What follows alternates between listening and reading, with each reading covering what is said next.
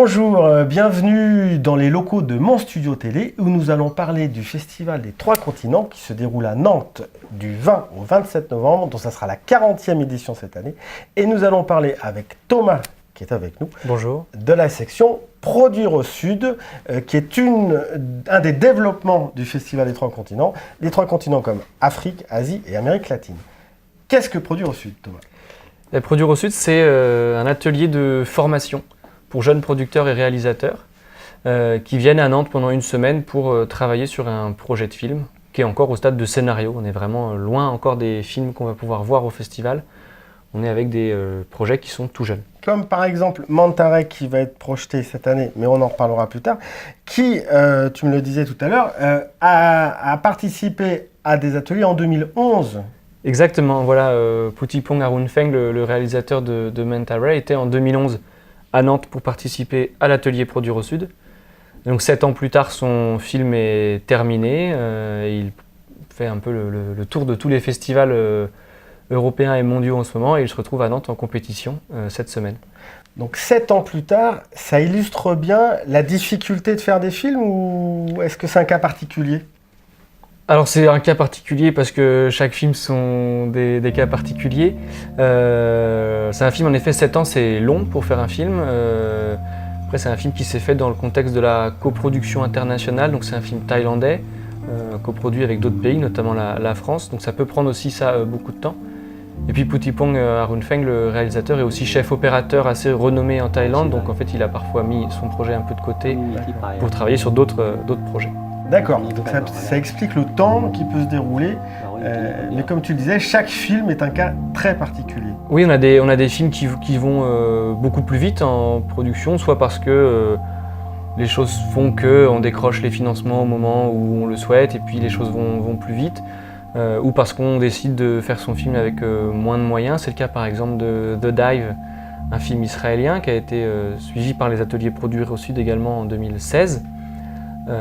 Et puis le réalisateur Yona Rosenkir a souhaité faire son film assez rapidement, il avait les moyens pour le faire localement.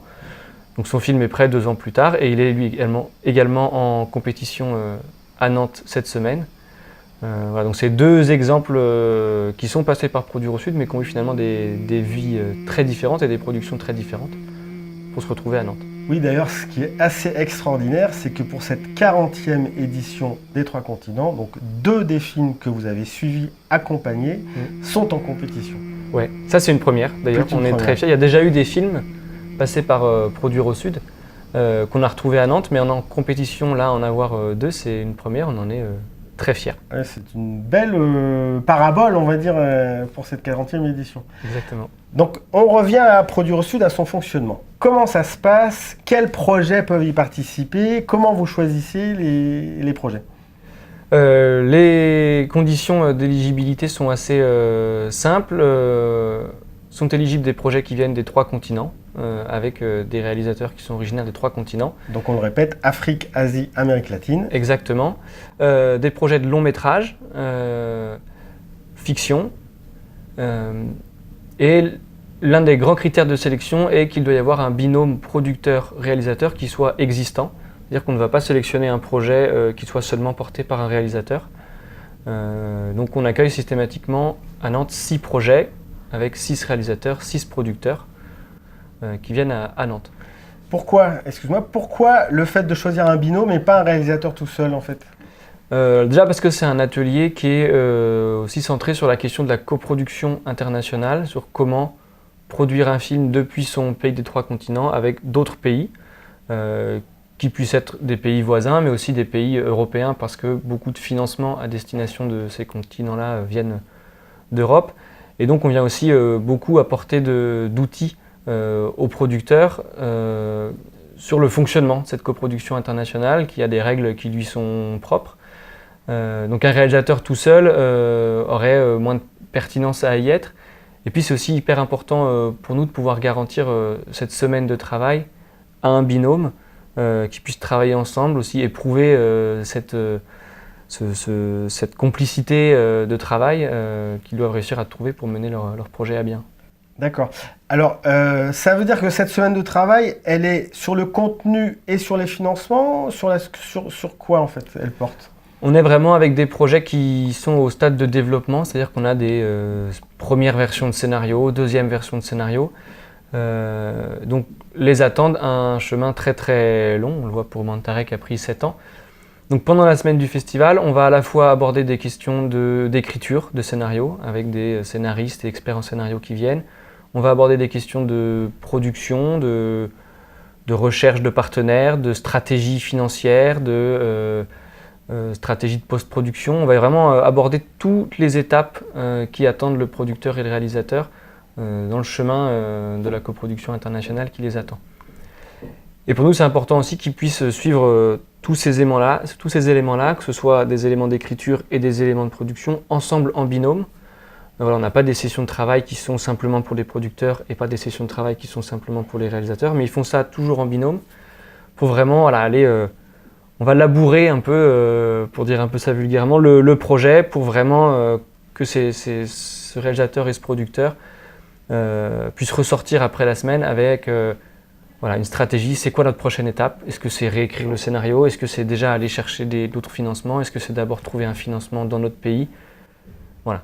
D'accord. Donc là, concrètement, il y a 2 des films qui sont passés par Produire au Sud. Combien de films, en gros, depuis l'origine, donc depuis 2000, ont bénéficié de cet accompagnement-là? On est, je pense, autour de 300 films qui sont passés par Produire au Sud depuis le début de sa création en 2000, qui sont passés soit par Nantes, soit à l'étranger, puisque Produire au Sud, c'est aussi des ateliers organisés à l'étranger. D'accord. Dans quel pays? Cette année, par exemple, à Taïwan, en Afrique du Sud, en Thaïlande, au Maroc et en Israël. C'est les 5 ateliers qui ont eu lieu cette année. Et on estime à peu près que 50% des films passés par Produire au Sud voient le jour, puisqu'il n'y a aussi aucune garantie pour que le film se termine, qui est plutôt un bon pourcentage au vu de vraiment la genèse des projets. On est vraiment sur des projets très très jeunes. Donc 50% à peu près voient le jour. Parfois, certains ont des vies en festival et des sorties en salle très prolifiques. C'est le cas de Mantare, qui a gagné déjà beaucoup de prix et vécu beaucoup de festivals.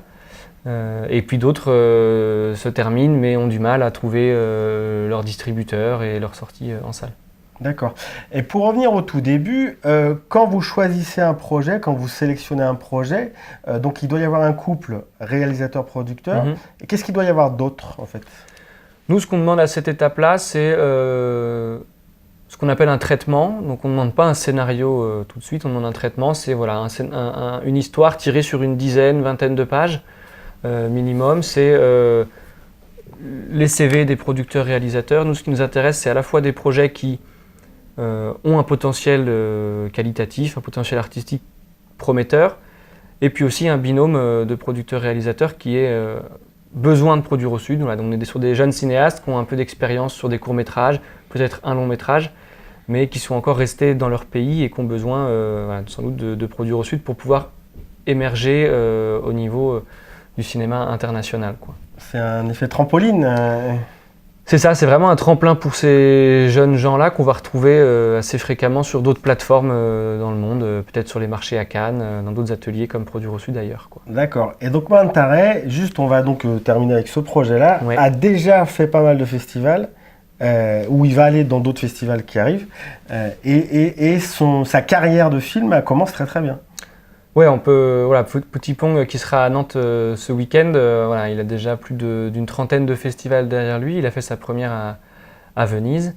Pour l'instant, c'est un réalisateur qui accompagne son film partout, qui est un film qui plaît beaucoup. Je vous invite d'ailleurs à aller le voir, qui est un film très très beau, très réussi. Donc oui, on lui souhaite maintenant qu'une chose, c'est qu'il puisse trouver une sortie dans les salles de cinéma en France et ailleurs, quoi. Et une montgolfière pour s'envoler. Qui sait? Qui sait, qui sait. Merci Thomas. Merci à vous. Merci pour cet échange et on va continuer avec d'autres membres de l'équipe. On va faire comme ça toute une série d'interviews pour brosser un petit peu tout le fonctionnement du festival. Merci à toute l'équipe des 3 continents et merci à Mon Studio TV.